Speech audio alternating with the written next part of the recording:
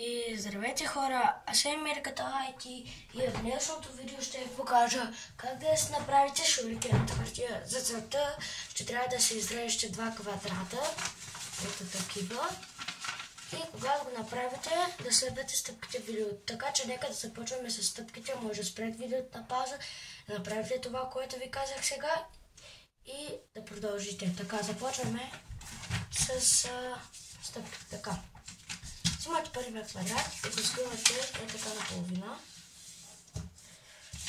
Разтваряте го и сгъвате навътре е така. От двете страни.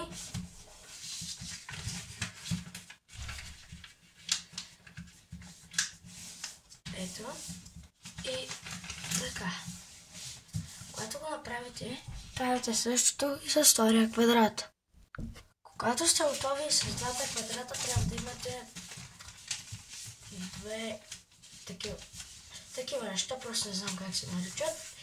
И взимате първото пак и го скъвате на половина, така да кажем.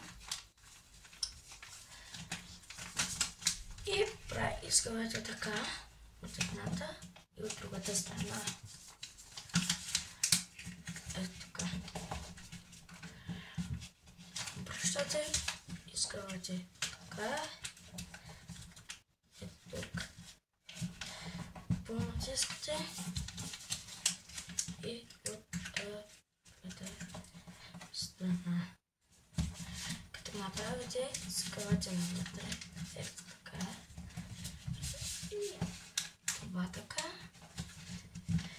И това е една част от шурикена. И го оставите настрани и правите също и с второто нещо. Не знам как се нарича. Когато сте готови и с двете, ги взимате, разтваряте ги и ги поставяте така. Сгъвате първо горното, после това му набирате тук. Е така. И накрая това трябва... Чакайте само да го правим малко тук по-хубаво. Това трябва да го сложите ето тук. Само че малко по-трудно става. Но нищо. Сега малко да го оправим. И когато сте готови с това, снимате шурикен. Чакай да го пробваме. Гърми направо, страхотен е.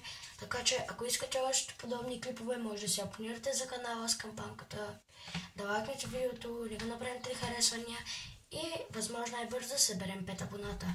Това беше от мен. Аз бях Мирката IT, а от мен. Чао!